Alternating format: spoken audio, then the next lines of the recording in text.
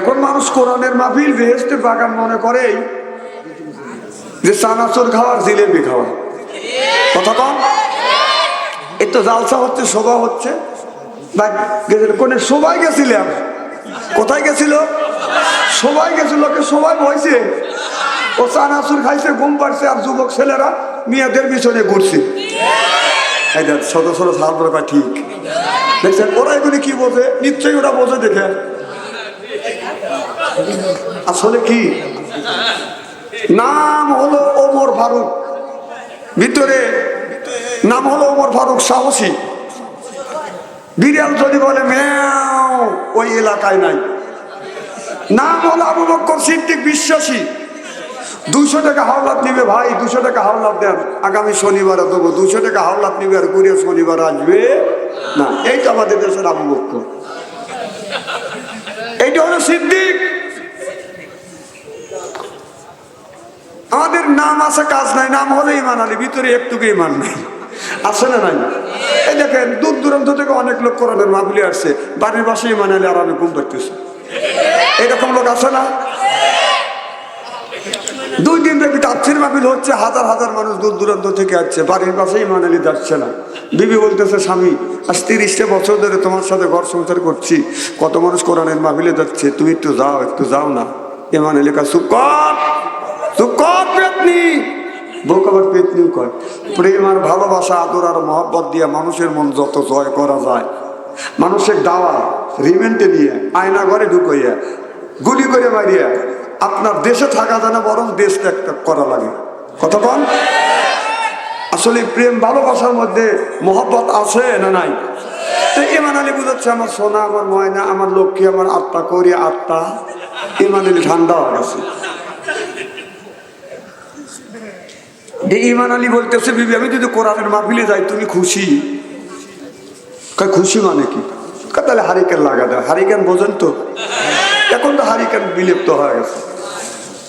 তো ইমান আলী কোরআনের মাহফিলে গেছে, যায় দেখে যে হাজার হাজার মানুষ। বাংলাদেশে এমনও মাহফিল হয়, বসত দূরের কথা, দাঁড়ানোরও জায়গা পাওয়া যায় না। এরকম মাহফিল হয় না? ইমান আলী ঘুরে ঘুরে লক্ষ্য করে দেখে যে কোনো জায়গা নেই, এইরকম স্টেজ, সামনে একটু জায়গা আছে, ইমান আলী যা বসি। কে বসছে? ইমান আলী। ইমান আলী তো জীবনে কোরআনের মাহফিলে যায় নাই। ডেকোরেশনের সাজগোজ দেখে মনে মনে ভাবতেছে এইটি মনে হয় ওয়াজ। পাশের লোকে জিজ্ঞেস করতেছে, ভাই এইগুলি কি ওয়াজ? কয় না, এটা ওয়াজ না। কয় এটা কি? কয় ডেকোরেশন। কয় ওয়াজ কাক কয়? কয় তৃতীয় বক্তা ওয়াজ করলে, দ্বিতীয় বক্তা ওয়াজ করলে, যে প্রধান বক্তা আইসে এখন ওয়াজ করবি। যে প্রধান বক্তার সামনে স্টেজে এসে বসছে, ইমান আলীর সামনে বসে। কোথায় বসে? হাজার হাজার মানুষ দেখে ওনার মন ভরে গেছে। প্রধান বক্তা এক পর্যায়ে ওয়াজ করতেছে। আমার ভাইরা, আপনার হাজার হাজার মানুষ দেখে, আপনাদের সুন্দর পরিবেশন দেখে আমার আত্মা ভরে গেছে। আমার মন বলতেছে ইমান এখানে আছে। ইমানদের সামনে বসে রয়েছে, ও টার্গেটে পড়ে গেছে। ও কাজ সাজছি, ও আমি কোরআনের মাহফিলে আসবো না। আর আমার বউ আমার পাম্পটিতে পাঠা দিল। এখন হুজুর কয় ইমান এখানে আছে। ও আমি এখানে আসছি, এই খবর যদি হুজুর জানে, হুজুর আরো তোমার ফাঁস করবে। ইমান বউর সাথে দরগা করিয়েছি, যা আমি এখানে থাকবো না, চলে যাবে, যাই বাপ। এই বলে উৎস হয়েছে, চলে যাবে, যাই বাপ। এক পর্যায়ে মাওলানা সাহেব ওয়াজ করতেছে। আমার ভাইয়ের, আমার দেশের অবস্থা বেশি ভালো না, তবে আমাদের ভিতরে যে ইমানটা আছে, ইমানটা কিন্তু এখন যাই বাপ।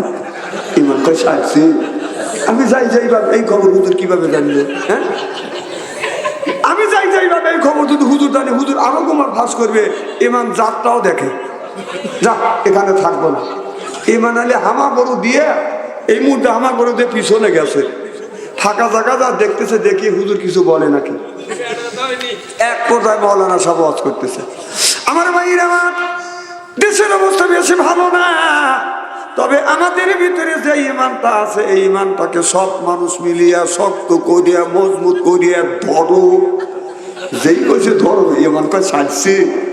এতগুলি মানুষ মিলে একজন করে যদি থাপা দেয়, তাহলে তোমার জানি বাঁচবে না। ইমান উঠে দৌড় চড়াইছে। বিশ্বাস করেন ভাই, কেবল পেঁয়াজের খেত বুনছে, 200 খেতে পানি দিচ্ছে, খালি দৌড়তেছে আর পাও দাবিয়ে দিচ্ছে। কাদা দিয়ে ইমান জড়া গেছে। ইমান আলীর বিবি ইমান আলীকে কোরআনের মাহফিলে পাঠা দিতে পেরে নিজের জীবন ধন্য মনে করতে পেরেছে। ঈশান নামাজ পড়ে ইমান আলী দোয়া করতেছে, ইমান আলীর বিবি, আমার স্বামী কোরআন বোঝে না, হাদিস বোঝে না, আল্লাহ আমি সুন্দর করে বুঝিয়ে কোরআনের মাহফিলে পাঠা দিতে পেরে আমি আমার জীবন ধন্য মনে করতে পেরেছি। আল্লাহ আমি তোমার কাছে দোয়া করি, দরখাস্ত করি, আল্লাহ আমার স্বামী ইমান আলীকে তুমি হেদায়েত নসিব করিও। এই বলে বলে বিবি দোয়া করতেছে, ইমান আলী দা পিছনে দাঁড়ায় করষ্ট হেদায়েত শুধুই, একবার হাত দিয়ে বসায়, একবার পাও দিয়ে বসে। তো ইমান আলী বলে বিবি, ইমান আলী বিবি বলতেছে স্বামী, কত মানুষ কোরআনের মাহফিলের মধ্যে থেকে হেদায়েত প্রাপ্তা আসে, আর তুমি পাগলামি শুরু করলে। ইমান আলী কয় পাগলামি দেখলি কি, তুই যে পাপ পট্টিতে পাঠা দিলি, টাকা দেখ তোর ইমানের অবস্থা। আমি যদি দৌড় না দিতাম তাহলে তোর ইমানের 12টা বাধা থাকতো। আমাদের ভিতরে যে ইমানগুলি আছে, ইমানের 12টা বাধা কামসা, জোরকন ঠিক কিনা?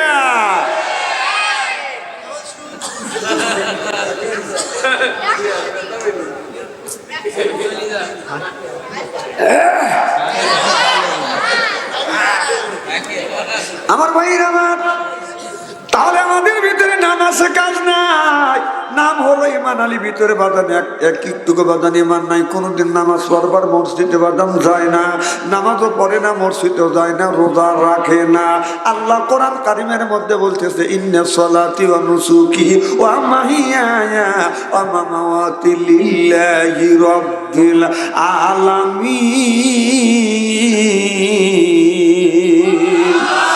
আমার নামাজ, আমার রোজা, আমার বেঁচে থাকা, আমার মর্যাদা, আমার কুরবানি সব হলো লিল্লাহ, কার জন্য? আল্লাহর জন্য। আমার এই নামাজ, আমার রোজা, আমার বেঁচে থাকা, আমার মর্যাদা, আমার কুরবানি, আমার হায়াত সব কিছু একমাত্র, কেবলমাত্র, শুধুমাত্র, একমাত্র আল্লাহর জন্য। তাহলে আল্লাহ ইন্না সলাতি দিয়ে বুঝেছে বান্দারে তোমরা নামাজ পড়ো, নামাজ হলো বেহেশতের চাবি। ইন্না সলাতি, নামাজ পড়ো।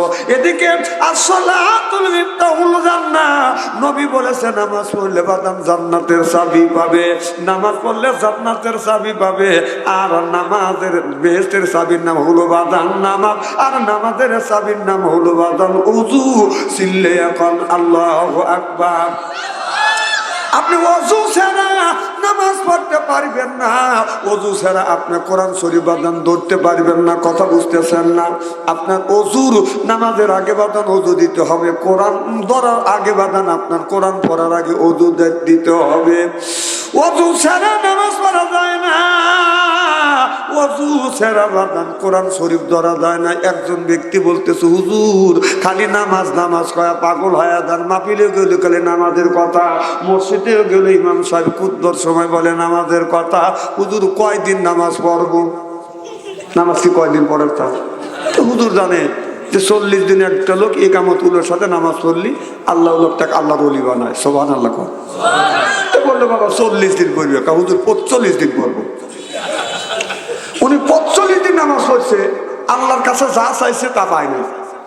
45 দিন পর হুজুরে বলতে, হুজুর 45 দিন নামাজ পড়ছে, আল্লাহ আমাকে কিছু দেয়া নেই, আল্লাহ আমাকে ঠকাইছে। আচ্ছা কোন তো মানুষ কি আল্লাহ কি মানুষের ঠকা? তো হুজুর খালি আল্লাহ আমাকে ঠকাইছে, আমিও আল্লাহ ঠকাইছি। কিভাবে? 45 দিন নামাজ পড়ি, একদিন ওযু করি নেই। ওযু ছাড়া নামাজ পড়লে এই নামাজকে আল্লাহ দরবারে কবুল হয়? যেরকম হয়। আমার ভাইয়ের আমার, ভালো করে লক্ষ্য করে শুনুন। আল্লাহ এই নামাজের কথা কোরআনের মধ্যে 80 থেকে 82 জায়গা বললেন। আপনি মুসল্লা নামাজ কায়েম করো, অত যাকাত যাকাত আদায় করো, কুতিবা আলাইকুমুস সিয়াম, রমজান মাস আসতে রোজা রাখো।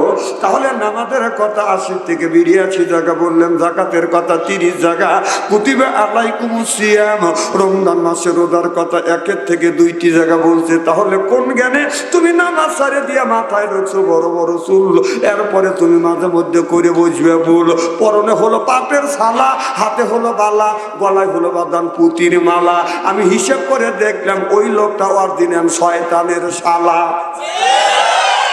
নামাজ নাই, রোজা নাই, হজ নাই, যাকাত নাই, এই যে ভিতরে বাদান পাখি কিভাবে ঢুকলো ওই চিন্তা করে। কয় খাঁচার ভিতর অসীন পাখি ঢুকলো কিভাবে, ওই যে খাঁচার ভিতর অসীন পাখি ঢুকলো কিভাবে, মুর্শিদ না বদিলে ববে খবর কি পাবে, মুর্শিদ খাইলে মা কোন সানা পাখির তো খাওয়া হইল না, মুর্শিদকে খাওয়াইলে সানা পাখি কি খাবে, পাখি গু খাইবে। তুই আগে নামাজ পড়, মসজিদে যা, কথা কর না কেন?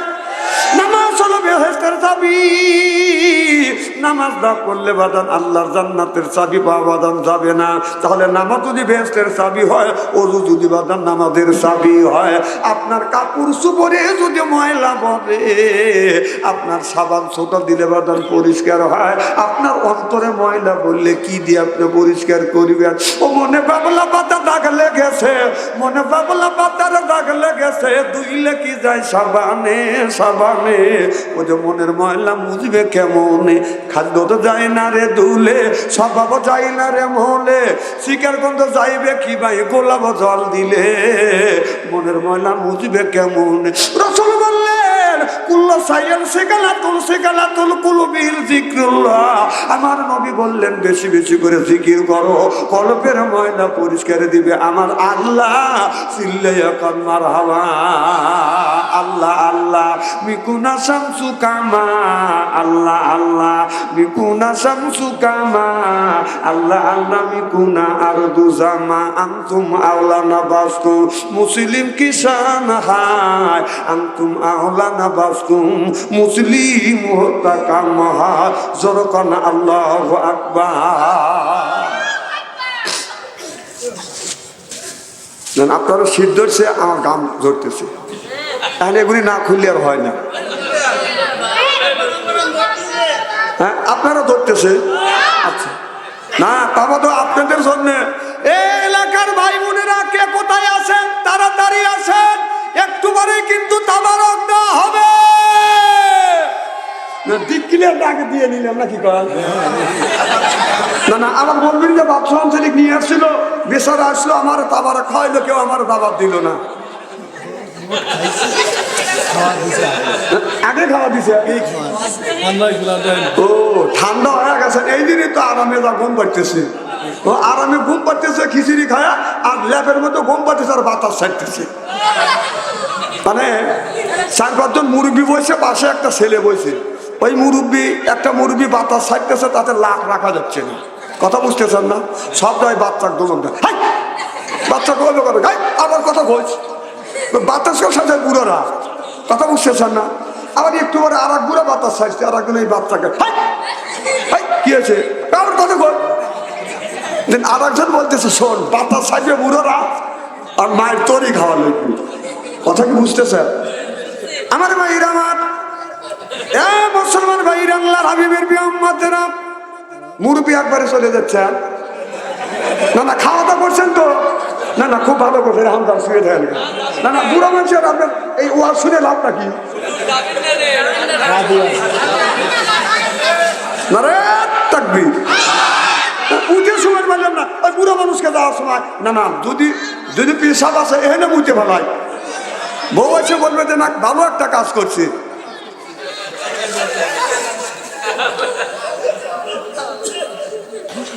কোন দিকে তাকাবে না, চেহারা কি একবার খারাপ নাকি? আলেম যতই কালো হোক, তার চেহারার দিকে চাওয়া থাকলে ছবিরে গুলো মাফ করে দেয়, সুবহানাল্লাহ কর। আমার ভাইরা, আমার আল্লাহর হাবিবের বিয়াম্মাতেরা, ভালো করে লক্ষ্য করে শুনবেন, আমলে নিয়ে তো বাদান শুনতে হবে। হযরতে সালেহ আলাইহিস সালামের জামানায় বাদান আপনার 4 জন আল্লাহর ওলি ছিলেন, এই 4 জন যখন মারা গেলেন, ওই জামানার মানুষেরা বাদান ভালোভাবে বাদান নামাজ পড়ে না। মিস্টার ইবলিস মানুষ ধারণ করে এসে বলতেছে তোমাদের অলিরা 4 জন অলি ছিল, তারা তো মারা গেছে, এখন তোমরা ওই রকম ইবাদত বন্দেগী কেন করো না? বলে হুজুর ইবাদত বন্দেগী এই জন্য করি না, কারণ হুজুররা নাই, আমাদের ইবাদতের মধ্যে তৃপ্তি পাই না। এখনো যদি আল্লাহ যদি হযরত আবু বকর সিদ্দিক, নবীর সাহাবী আবু বকর সিদ্দিককে যদি ওঠার যদি আল্লাহ সুন্নাত দিত, আবু বকর সিদ্দিক যদি এই মাদ্রাসায় আসিয়া যদি ফজরের নামাজ পড়ে, তো এই ঘোষণা করতো হতো, আমার মনে হয় এই জায়গার লোক সকালবেলা আসতো না। জোরকন ঠিক কিনে? কারণ নবীর সাহাবী হযরত আবু বকর সিদ্দিক নামাজ পড়াবে, ইমামতি করবে, ওখানে মজাই লাগবে আর এক রকম। বিশেষ অতিথি শান্তি থানা দেন দেন দেন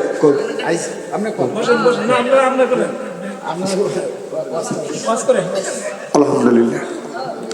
আমার ভাইরা, আমার কি জন্য বলতেছিলাম,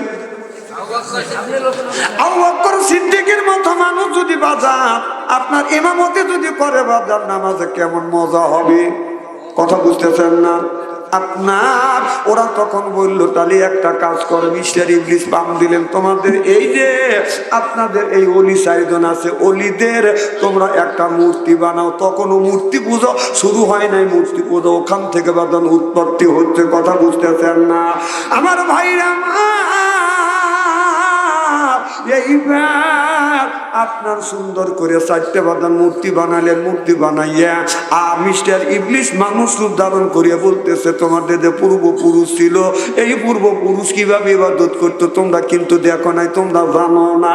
তোমরা এই পূর্বপুরুষকে তোমরা এরকম করে পায়ে হাত দিয়ে সালাম করো, ভক্তি শ্রদ্ধা করো। তখন থেকে বাদান মূর্তি পূজা বাদান শুরু হয়ে গেল। হযরত সালেহ আলাইহিস সালাম আসিয়া মানা আমানা বিল্লাহ বাদান দাবাত দিতে বাদান লাগলেন, মানা আমানা বিল্লাহ, আল্লাহর উপরে ঈমান আনো। তারা বলল আমাদের আল্লাহর উপরে ঈমান আনবো, তোমার আল্লাহর উপরে ঈমান আনবো। তোমার আল্লাহ কি কথা কয়, কথা বলে? এবার সালেহ আলাইহিস সালামের জামানা, ওই কওমিরা বলল আমাদের মূর্তিরে কথা বলে, আর আপনার আল্লাহ কি কথা কয়? এবারও বলল হ্যাঁ আমার আল্লাহ কথা কয়। চ্যালেঞ্জ হয়ে গেল, তোমার মূর্তি যদি কথা বলে, আমাদের মূর্তি যদি তোমাদের সাথে কথা বলে, তাহলে তুমি ইসলাম ধর্ম ছাড়িয়ে দিবে আর আমাদের দলে তোমরা ভর্তি হয়ে যাইবে। আর সালেহ আলাইহিস সালাম বলল আল্লাহ যদি কথা বলে, মূর্তি যদি কথা না কয়, তাহলে আমাদের কলমা পড়ে মুসলমান হইতে হবে। এই কথা বাদান আপনার স্বাক্ষর হয়ে গেল, চুক্তি হয়ে গেল। এবার মূর্তির কাছে যাইয়া বাবা আপনার ওই লোকেরা সালেহ আলাইহিস সালামের জামানার মানুষেরা মূর্তির কাছে যা বলতেছে মঙ্গলকালী, ভদ্রকালী, সুদর্শকালী, অং অং শান্তি, গং গং শান্তি, রামদাবায়ং শান্তি, অং শান্তি, অং ফরফরায়ং।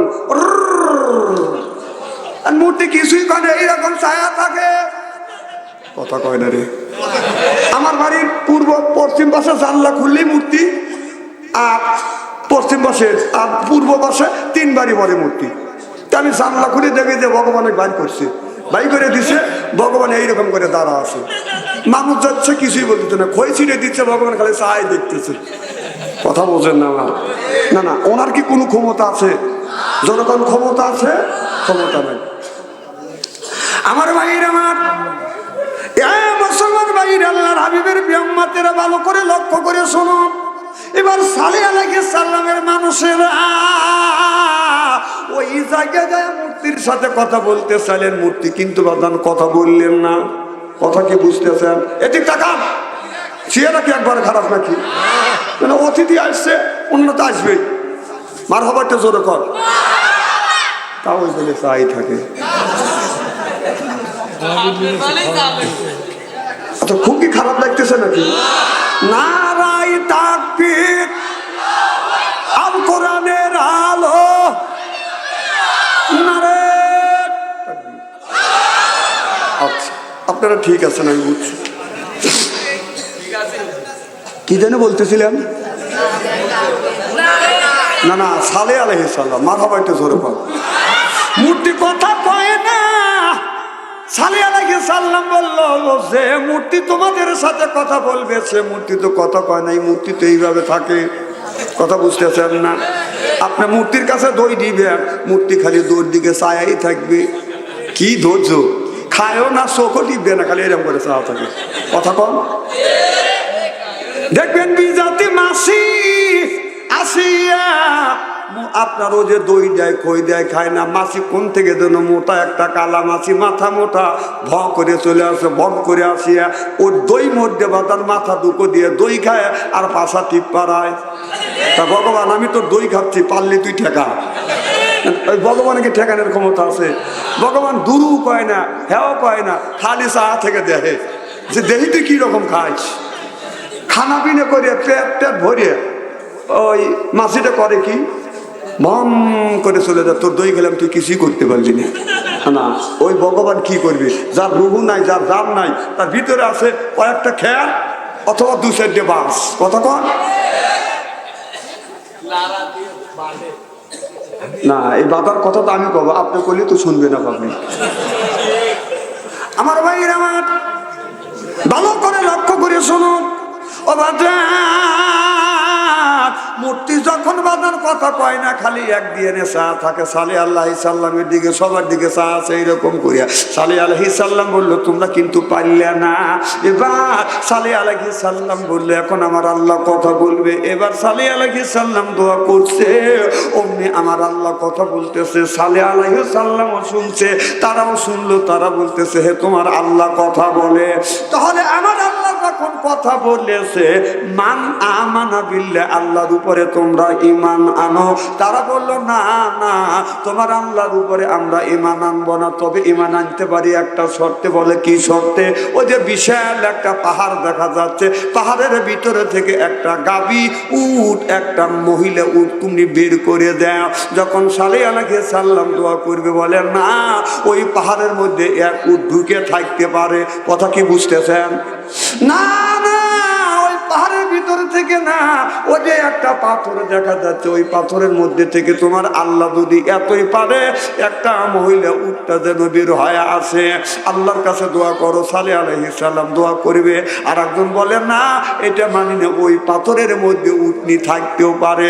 আমরা একটা পাথর আনবো, পরীক্ষা করবো। একটা পাথর আনিয়ে বাদান খানিকখানে উত্তর দিকে গড়া নিয়ে গেল, আবার পূর্ব দিকে গড়া আনলো, পশ্চিম দিকে গড়া নিয়ে গেল, আবার দক্ষিণ দিকে বাদান গড়া নিয়ে দেখে এই পাথরের ভিতরে কোনো জিনিস ঢোকা বাদান সম্ভব না। এবার সালে আলাইহিস সালামকে বললো, এই যে পাথর আমরা পরীক্ষা নিরীক্ষা করে দিছি, এই পাথরের মধ্যে আরেকটা নিয়েছিল, আরেকটা নিয়েছিল, খুব মনে খারাপ লাগতেছে তো। এই সালে আলাইহিস সালাম, ও আপনাকে শুনছেন তাই না? শুনছেন? বাহ, তাহলে থাই। বাস্তবে শোনো নাই কে? তাহলে স্বপ্নে শুনছেন? স্বপ্নে তো মানুষ মুতেও ভালো হয়।